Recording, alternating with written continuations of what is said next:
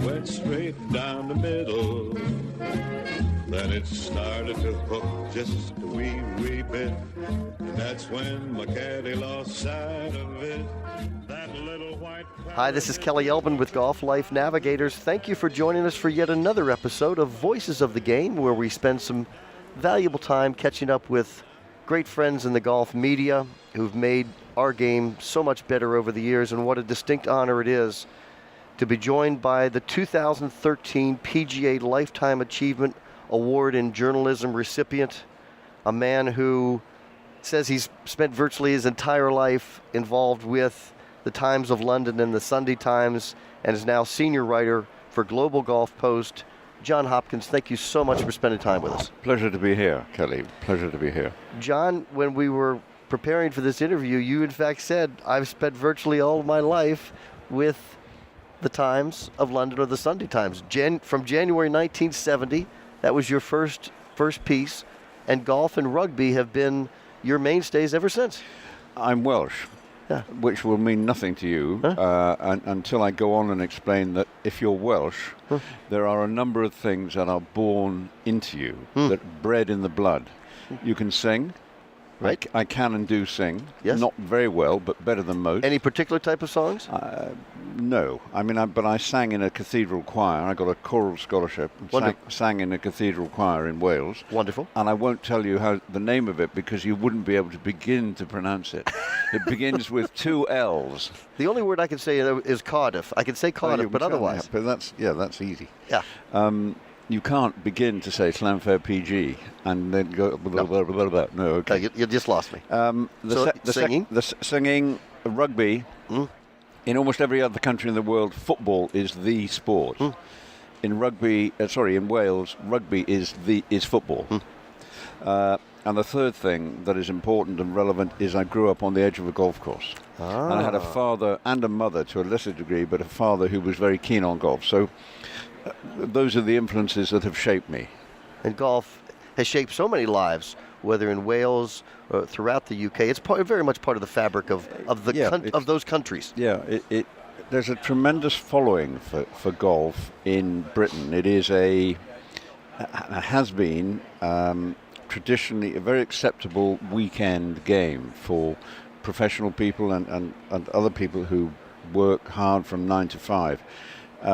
As working hours change now, as social patterns change and families become more important, and perhaps the cost of golf is scrutinized a little bit more, so the pattern is changing. But traditionally, I grew up in a household where my father worked hard Monday to Friday.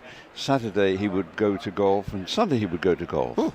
And sometimes I have memories of him taking everybody with him. My mother would be in the front seat, the dog would be in the back with his tail going like this and starting to salivate as he realized he was going to be on the golf course and be able to run around as we got nearer. And we would spend sometimes a whole day there.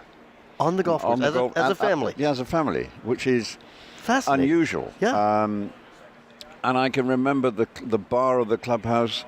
There was a it's not a snooker table, it was like a snooker table, and the juniors would spend hours playing on this snooker table in the evening while the older members of the club and the families sat talking and drinking and so on. And those are very clear memories. In fact, Fabulous. If you took me back to that snooker table now, I could pinpoint the point on the wall that you had to aim at to make a particular shot.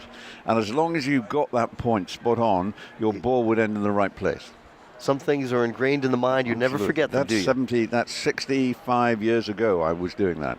And it's as clear as a bell. Isn't that remarkable? January of 1970, your first article with the Times of London. And John, as someone who wrote for the Times of London all those years, being someone who grew up with golf, the Ryder Cup, which will be played in, of all places, remarkably, John, outside of Paris. Yeah, well, that's you don't think of Paris as being a hotbed of golf, but I think it's great that it's going to the continent. It's been there with Seve, Valderrama, but it is a European game. Europe is a team made up of all the countries of Europe, and so it should go to France. And I've got no doubt at all, having been at the French Open just a month or so ago and seen the superstructure and the bones of the place being laid. it will be a sensational venue. 6,000 people will be in seats around the 1st and 18th. A massive. It'll be like being in a pop concert, really. And the noise when the players appear on the first tee and the singing and the chanting is going to be absolutely captivating. It seems to me it's almost risen or somewhat to the level of a World Cup in terms of countries wanting it desperately. It's important for France to have the Ryder Cup. Well, it's arguably one of the great sporting events in the world. Absolutely. Not just in England, not just in... In fact, I'll tell you a story. About 10 years ago, I was writing a preview of the Ryder Cup in the Times. And I rather cavalierly threw out that it's the 5th most important sporting event. And I took the Winter and Summer Olympics as one, and I took the World Cup and the World Athletics and so on. And then and probably the Rugby Cup, World Cup.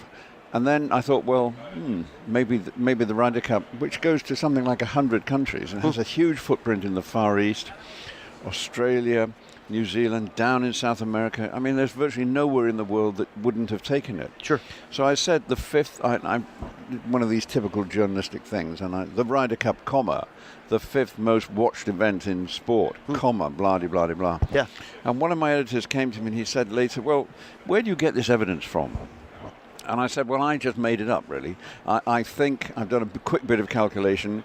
I don't think I'm far off.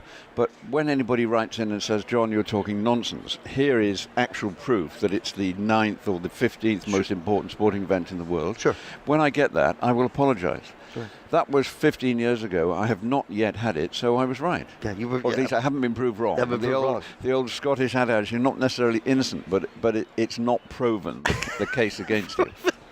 You mentioned a short time ago the wonderful Seve Ballesteros, who left us far too early. The 1979 Ryder Cup, John, was when all of continental Europe joined the Ryder Cup, which to that point had been very much one-sided towards the Americans. And then in 1983, there was a shot that Seve Ballesteros hit at PGA National in Palm Beach Gardens. And while Lenny Watkins' chip on that 18th hole that same day ended up keeping the trophy with the Americans, that shot that Seve hit was all the more remarkable. Yeah, I mean, that's without a shadow of doubt. Nothing that Tiger's done. Yeah. And he's been extraordinary, and I can think of an iron shot gouged out of really thick rough at Pebble Beach.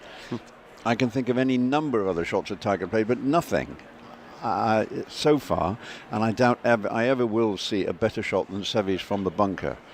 And I was 20 or so yards behind him, 60 feet. And he was in a bunker, and he had been playing, he was playing Fuzzy Zeller. He was well up, but frittering away holes. And I believe I'm right in saying that they were all square playing the 18th. Seve's smothered his drive, chipped out to a bunker no more than 150 yards down the fairway. Zeller is miles down the fairway for one. Seve, the best way I can describe the shot is that Seve's ball lay in the middle of the bunker, some way back, but it was a wide bunker. Yes. On the left-hand side off the tee, correct? Yeah. And I can say that when I saw Nick DePaul, his caddy, hand the club to Seve that Seve had asked for, shivers ran up and down my spine. Literally, the hairs on my hands stood up, because the club that he had chosen to play for his third shot on a par 5 with his opponent miles down the fairway from a bunker was a 3-wood, no less. I could not believe my eyes. Yeah. He then had to shape it. And the best way I can describe this is, if you, in American terms, if the shot is starting in Dallas or Houston, he had to shape it to go to Los Angeles and end up directly in line with where he had started from. But he had to shape it. Yeah. And he took this club. He had to start it out left because of the lip of the bunker. He couldn't have taken a grain of extra sand, otherwise it would have all gone to pieces. Right. And he hit it cleanly. So it inscribed that lovely crescent shape and ended up by the side of the green. And Zeller, who was whistling, as he always did, thinking, well, I've got this hole, did a double take, and they halved the hole. An absolutely extraordinary shot that just epitomizes Ballesteros. Still to this day for you, the single greatest shot you've ever seen. Absolutely. And I will also remember later, because Lanny Wadkins was playing Jose Maria Canizares, and his chip that ended up that much from the hole, yes. just 2 feet or so from the hole, yeah. and Jack Nicklaus going and getting down on his knees and supposedly kissing the turf. I'm not quite sure about that, but it's a very good story. It is indeed. And the significance of that, in the same day as Sevius hit his great shot, yeah. is that up to that point it had looked as though the great Jack Nicklaus was going to captain an American Ryder Cup team beaten in America on American soil, right. Only a few months after Dennis Conner had failed to retain the America's Cup, which the Americans had held for 100 years. Exactly. So 2 icons of American sport looked as though they were about to fall, so to speak, yes. on that sunny, steamy afternoon in Palm Beach Gardens. Well, Wadkins' chip put an end to that. But by the same token, Europe had indicated that they were going to come back very strongly, and indeed they won at the Belfry in 85, and then they won again at Millfield Bridge and so on, and they set up the run of Ryder Cup success that we now know. Well, it's very true. As we're joined by John Hopkins of Global Golf Post, the Ryder Cup, John, of 1983 and the Ryder Cup of 2018, while the name is the same, they couldn't be any more different in terms of their global appreciation and passion. I'm interested in your thoughts. Do you have your keen mind? Can you give a sense of who you favor? Who would you anticipate having the better chance, Europe versus U.S.? If you have a piece of paper there, a sheet from a notebook, it's a fraction of an inch thick. Mm-hmm. There's that much between the 2 teams as they stand. This is as close and evenly matched on paper as I've ever known a Ryder Cup. I think in the end, it could be decided by one slight slip by one captain, maybe as early as Friday morning, or one pairing just failing to push home an advantage and get a point or get a half point. Is that close? Yeah. And don't forget home advantage. Right, of course. However, I don't quite know how you measure home advantage, but we all know that the home team, whatever the sport, has an advantage, and it's half a point in a Ryder Cup. Yeah. So you certainly saw that at Hazeltine 2 years ago. You certainly saw that at Glen Eagles 4 years ago. That's why you play it every 2 years. Yeah. You know, you alternate because of it. It's a decided home advantage, but only a half point, John?